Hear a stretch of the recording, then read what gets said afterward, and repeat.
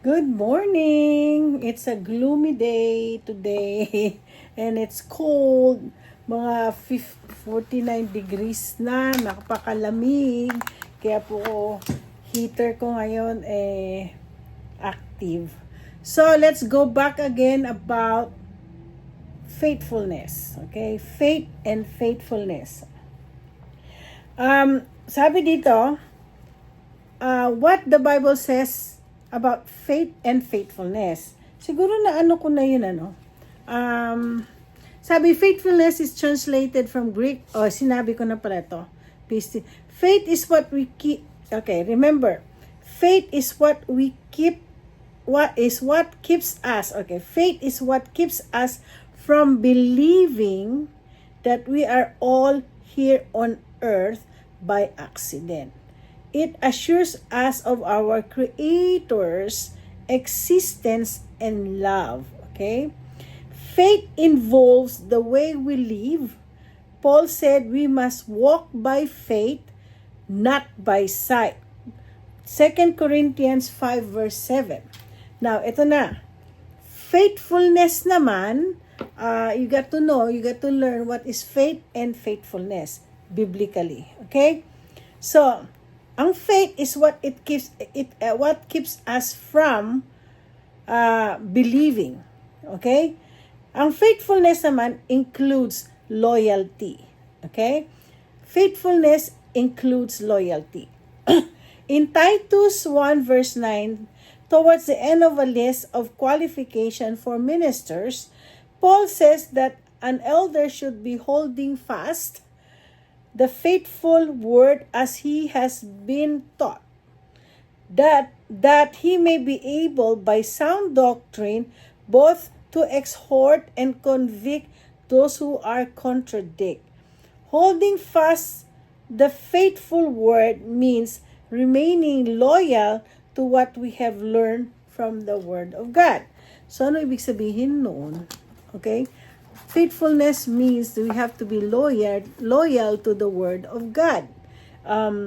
Sabi nga dito, sinabi niya kung ano yung natutunan natin, we have to be faithful.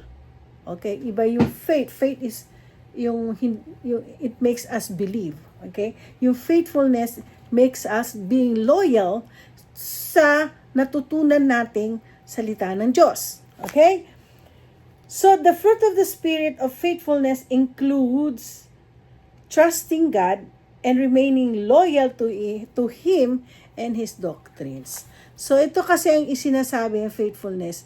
Hindi po lahat, I know lahat ng, kaya nga may isa akong kliyente, may isa akong subscriber, sabi, ano religion mo? Sabi ko, wala po akong religion. Kasi nga, we are not bind or we're not under a doctrine. Kasi doctrine made by men. The Bible is a holy Bible made by God. Okay? So, doon po kami. Kaya wala po. Kasi natandaan nyo, religion will not save you. Okay? It is by faith that we are saved. Okay? So, tandaan nyo yan. So, ibig sabihin, isinasabing faith. So, kung anong natutunan natin sa salita ng Panginoon, we have to be faithful on that. Di ba? Minsan mahirap gawin. Pero, we got to be, we got to be faithful sa salita ng Diyos na, we have to remain low. Kasi minsan mga iba kasi, nalilito. Kasi kulang kasi sila sa knowledge nila sa Bible. Okay? Kasi ako, I grew up not knowing about the Bible. Okay? Pero ang lola ko is a very religious woman. She brought me to church. She made me active. Wala pa rin, pasaway pa rin ako. Until I got born again and learn about the Word of God. So, yun. I go to Bible-believing church.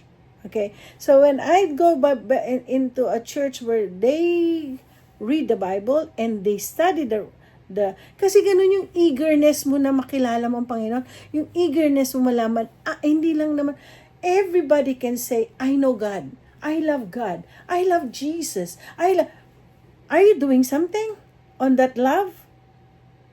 Do you read and study His Word? Yun ang question eh. Kaya tapos bigla na lang pag may nangyari sa kanila, hahanapin lang Panginoon, Lord, gano'n siya. I know prayer works if you know.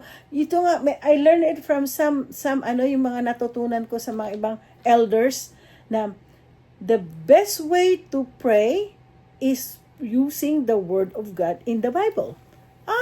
Yeah. Kaya nga po minsan, trusting in the Lord with all your hearts, Lord, and I will not lean on my own understanding, oh God. Ginagamit ko yung Proverbs 5:3-6, si Leia Lynn, lagi ko memorize si Leia Lynn yan. So anyway,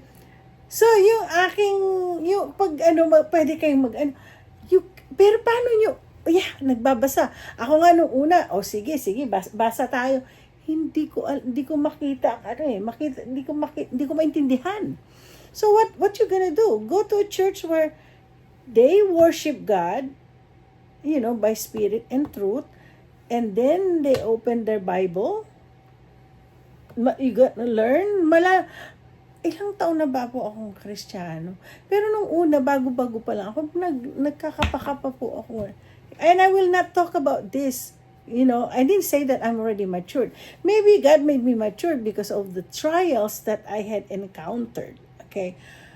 Very boldly na nakasasabi ko kasi pinagdaanan ko po ito.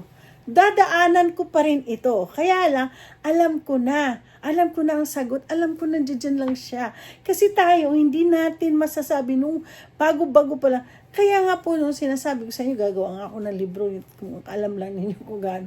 Ang hirap po talaga nung ako ay yung sa trials ko. Sabi ko, God, are you still there? Kaya nga yung nga lang, dun sa Bible, sa salita niya, I will never leave you nor forsake you. Tapos minsan, di ba, God's thoughts is higher than, our thoughts is higher than His thoughts. Hindi. Talaga, para malaman natin, mag-intune tayo by the Word of God. Okay? So, you got to be faithful. So, why does God wants us to demonstrate faithfulness? In Luke 18 verse 8, Christ asked, when the Son of Man comes, will He really find faith on the earth? Looking at the state of faithfulness today is not very encouraging. As you see, state of faithfulness today, itong mga faithfulness today is not very encouraging. The world has thousands of different versions of Christianity to choose from, all claiming faithfulness to God and His doctrines.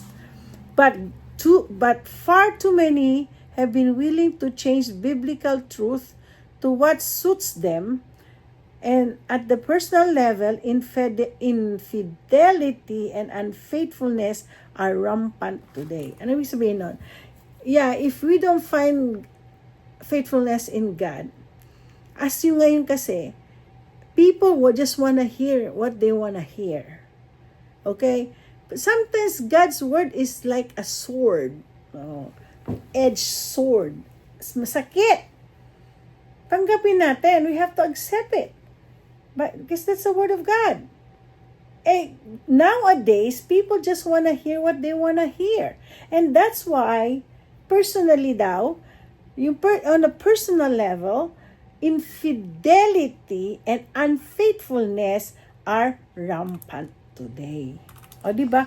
Ako, dami kong nakikinig kasi ako on my way to work. Nakikinig ako dun sa YouTube, yung mga kwento-kwento, most of the time, yung mga unfaithfulness ng asawa, yung mga gano'n nangyayari, yung family. So, ganun.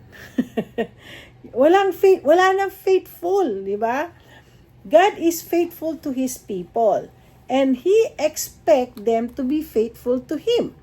All of the fruit of the Spirit follow this pattern, and faith is no exception.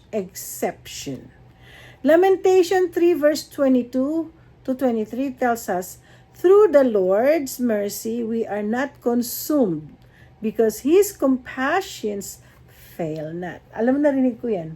Na itong lamentation na to, yep. Narinig ko sa Lord yan.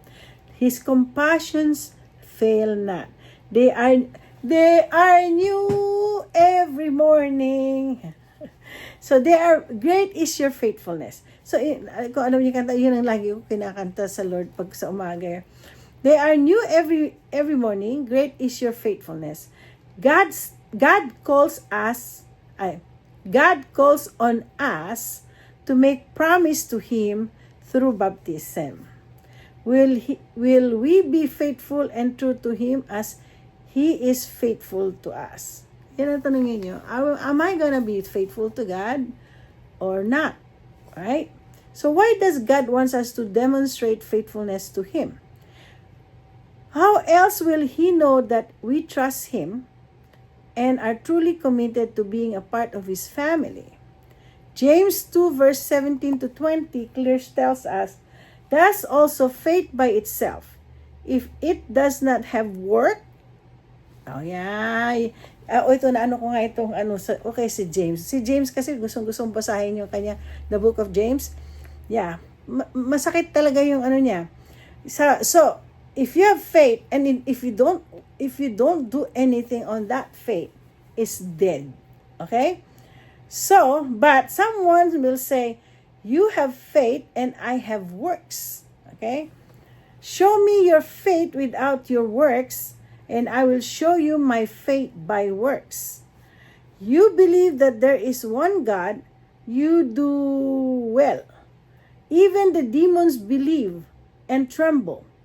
But you want to know, O foolish men, that faith without work is dead. Okay? Faith without works is dead. Our faithfulness greatly influences how we love God and love others, including whether or not we remain loyal to relationship, sound doctrine, and God. O diba? So, ang dami pong example ang Panginoon how to demonstrate. Ay, alam mo, sa tingin ko, magmi-me time kasi ako bukas.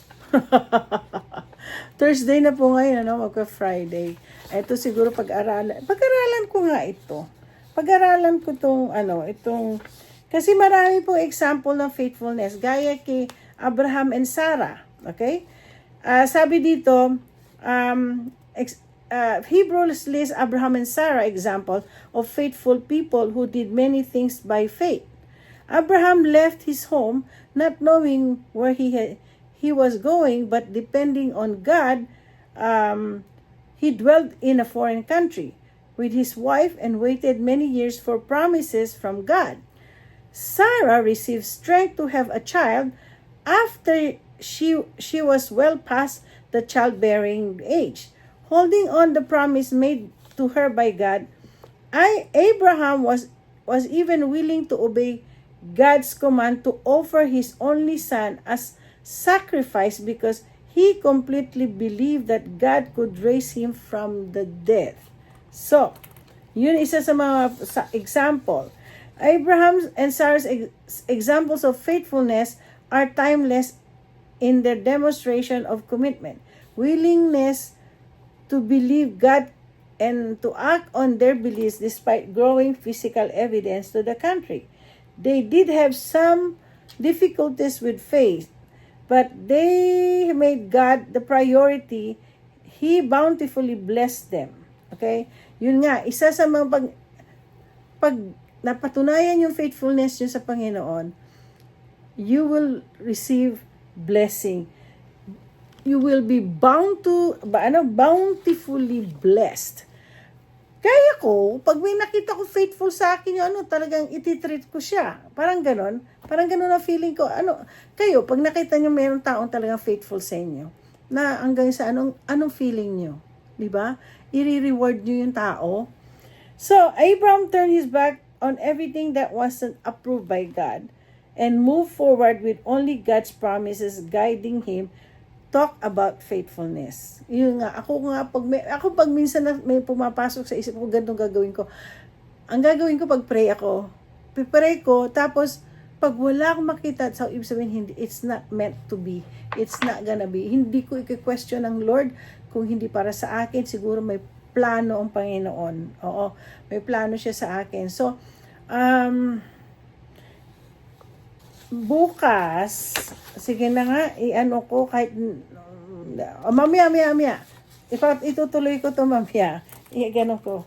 Siguro mamaya, bago ako umalis, pupunta pala ako sa doktor ko ngayon. Magpapaano pa ako. Siguro bago ako umalis, mamaya tanghali. Oo, kasi anong oras na ba ngayon? 9, 10, wala akong client, mamaya pang 2 o'clock.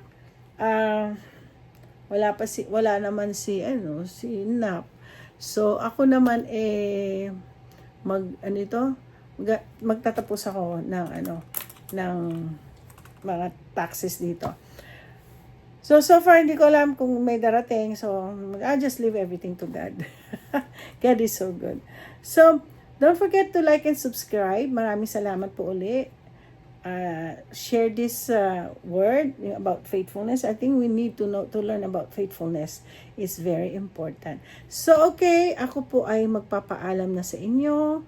At magkita tayo uli. Hindi pa ako tapos about faithfulness. Pero ang gandang topic ng faithfulness, no? Okay, bye-bye!